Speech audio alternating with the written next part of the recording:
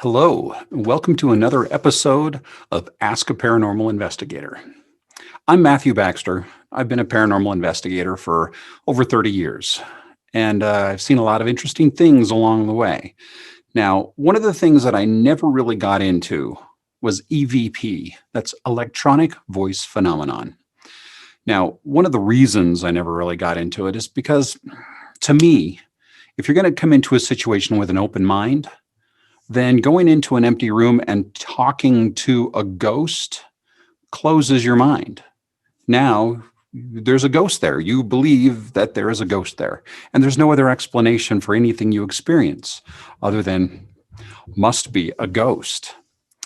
So let's talk a little bit about EVPs and some of the problems with them. Now, it was sometime back in the 1940s.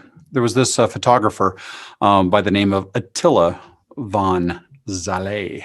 Now, he began experimenting with capturing disembodied voices on a 78 RPM record. Didn't have much luck. He tried for quite a long time. Finally, in 1956, he teamed up with another guy, a psychologist by the name of Raymond Bayless. Now, they made this kind of custom-made thing with a reel-to-reel recorder, and they published their findings in the Journal of the American Society for Psychical Research. And Bayless went on to publish several other papers and co-authored the book Phone Calls from the Dead.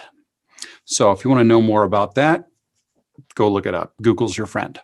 In the late 1950s, Swedish film producer Fredrik Georgsson unexpectedly captured several voices while out recording bird songs. Now, he believed them to be the voices of his deceased father and wife, and went on to capture more voice recordings. Now, this is strange to me because this was kind of the real beginning for EVP. And if anybody's familiar with birds and birdsong, there's a lot of times birds will sound like humans, especially a little bit of like a people talking in the distance. You can certainly get that kind of sound because, when they're on the ground foraging, sometimes they mumble.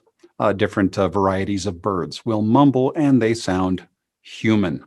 Now, there's lots of birds around the globe that are mimics, and they can sound like practically anything they want to, even machinery. Birds are amazing in that sense, and their vocal apparatus is really remarkable. So to have EVP based on birdsong, that's a big red flag for me. Now, he went on and did years of EVP research, and he published his findings in a book that's translated Voices from the Universe. Now, before I go on, I have to touch on the idea that Thomas Edison was the man who started it all. And he did and he didn't, because he claimed that he was working on a device that would be used to talk to the dead. The problem is, it was the Halloween edition of Scientific American, and he was joking. But people run with that theory quite often. Get a hold of the Thomas Edison Museum and call them and ask them yourself, and they'll tell you what was actually said, and he was never working on such a device. So Thomas Edison's telephone to the dead, Frank's box, all that stuff, no, that was not inspired by Thomas Edison's work. Now, the thing is there was a Latvian parapsychologist, Konstantin Radive. And maybe I'm pronouncing that right, maybe I'm not, because it's not one of those things you have to say out loud very often. Now, he was taken by Jorgensen's work, and the two arranged a meeting in 1965. And they made several recordings together. Now, Radive, he went on to make some like 100,000 recordings over the remainder of his life. And he published a book as well, Breakthrough, An Amazing Experiment in Electronic Communication with the Dead. Now, I do want to say that if you want to know a little bit more about these things, you can go to this one-stop shop. by this wonderful author, Dr. Karen Stolznow. This is a really good book. It's got some great information. If you want to look into all kinds of paranormal language-related stuff, this is the place to get it. Definitely recommend that. So let's talk about the other issues with EVPs. So first off, you've got this whole thing that is based on recording birdsong, for one. Another thing that we don't really consider is there's a lot of things that can come across as human sounding. They don't call running water a babbling brook for nothing, because if you are just the right distance away and there's enough acoustic, sort of properties going on with where trees are positioned and everything, it can sound like several people standing just out of, being able to understand what they're saying. But you can tell that there's people standing over there talking, and you get over there and it's just a river. It happens, it's the same thing with ghost hunting, especially if you're looking for something to sound like a human. If you're really digging to find those ghosts, like I said, it does not help the open. Like I said, it does not help the open mind. A ghost in here, apparently. So, when it started getting popular with the paranormal TV shows, all the reality TV shows out there, they did what I like to call paranormal karaoke. They would play the sound for you and tell you what it says. They would prime you. They would practically have the old bouncing ball going across the words of what they thought it said. And it's really interesting. I actually earlier today made an EVP, and I can pull it up here for you, and we'll have a little bit of a listen and see what you think. Let me try. Now, here's the thing: is I went up to my son's room, and I set my iPhone just in the windowsill, turned around and walked out of the room. I didn't even get out of the room. You can hear my feet creaking on the floorboards as I'm going out of the room. When you hear this startling UFO, when you hear this startling EVP,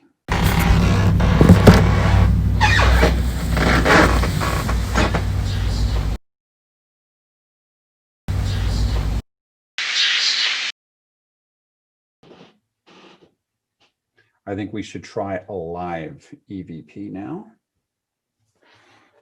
Okay. So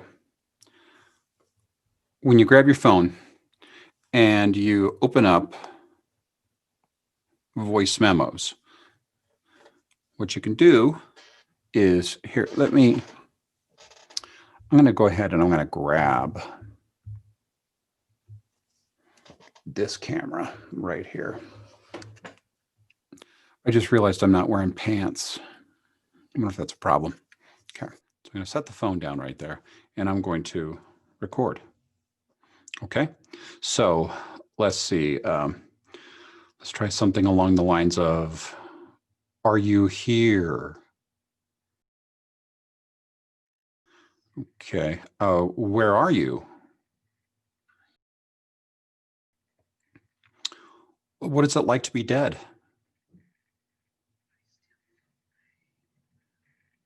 Okay, so I think that's probably enough. Let's go ahead, stop the recording. Let's get this back up here where it's supposed to be. Looks about right. Okay, so now let's go ahead and see if we can play this. Okay, so let's see. Let's try something along the lines of, "Are you here?" Okay, where are you? What is it like to be dead?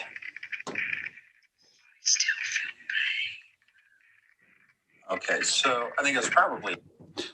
Okay, well, I don't know if I was exactly expecting that, but oops, I started recording again. That's all I want.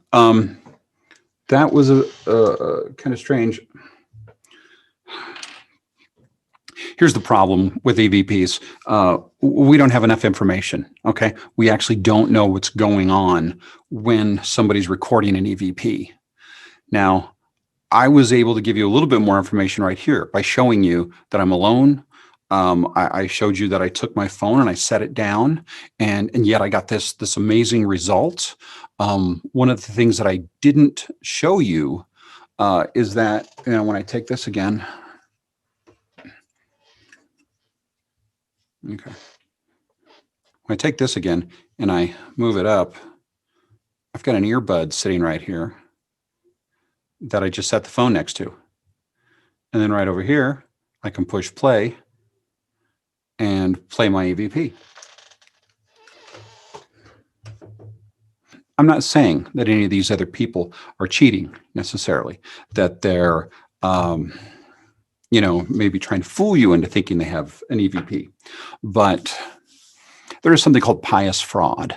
And that's when somebody believes so much in something that they will fake it just to get other people to see the light as well. And of course, that's a huge problem. But a lot of times, just simple, you know, epiphania, which we've talked about before, and confirmation bias. Now, I'm going to show you a few more. Now, let me tell you about the classes of EVPs. Classes of EVPs are different depending on which society you're a part of. Okay, so you've got a class A, which is just like normal everyday speech. You can hear it clearly. There's no mistaking it. Then you've got a class B, which is a little harder to understand. But if you got headphones in, you can't mistake it. It's just like everyday speech. You can't mistake it. And then there's class C. Class C is a little harder to understand, but you know, you could still pretty much get it.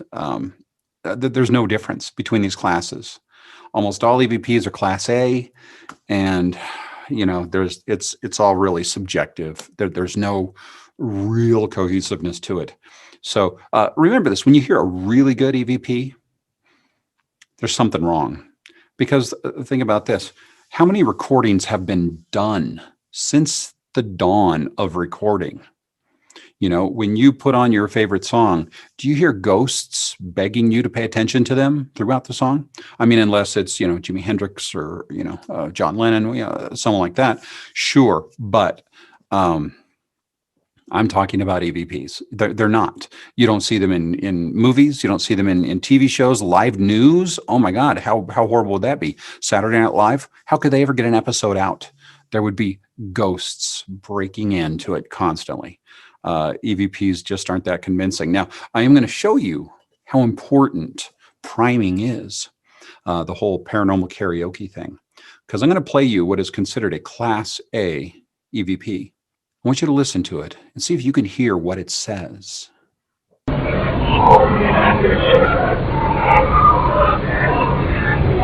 that's Class A. You ought to be able to know exactly what that says. No? You want me to play it again? Okay, one more time.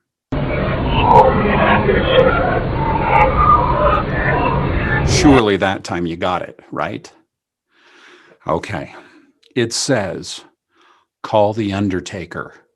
I know the message. Call the Undertaker. I know the message." Listen to it now.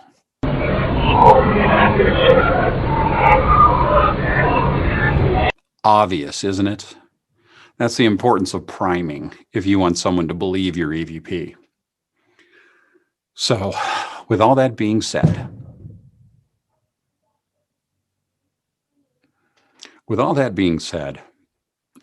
I have to say that EVP is not a good piece of evidence. Now, and I do want you to know that if you disagree with me, I immediately want you to create your own damn channel, because this is my channel and it's my opinion. But it's backed by 30 years of experience. So I will tell you, I've seen no proof of real EVPs. I've never gotten a real EVP myself. I don't think I ever will. And it's not because I'm a non-believer, because I spent plenty of years deep in belief of ghosts and never got a real EVP. The thing is I went on many ghost hunts. as a believer, and people were doing EVPs on these ghost hunts, and I wanted to hear the voices of the dead. And I know for a fact I never did, because this is not how you get them. Now, it's an important thing to realize that I'm not saying ghosts don't exist. What I'm saying is, if they do, which we have no evidence for right now, our technology is not good enough at this point in time to get any evidence of it. Don't forget to smash the like button. It's really important if you want to keep this channel alive. We got to keep that YouTube algorithm happy, if you know what I mean. Tell your friends, send me some questions, and we'll keep this party going. Next week, we're going to look at an old investigation that I did where some paranormal evidence was actually caught on video. And we returned to the scene of the crime to show what actually happened. So I'll see you next week on Ask a Paranormal Investigator.